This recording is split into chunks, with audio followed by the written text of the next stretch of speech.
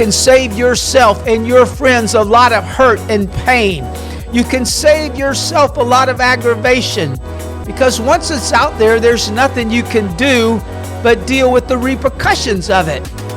So she began to tell the girls what and how much better their life would be if we just take a moment and think about it. And I know all of you listening today, you've had circumstances where you've said something, and now as soon as you said it, you were, oh, I wish I would not have said that.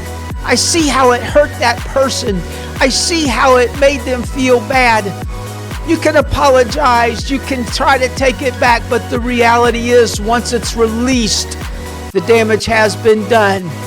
So let's make a pact together today that we're going to take a few moments and stop and think about the words before we release them. Think about what we're going to say. Think about how it's going to affect somebody.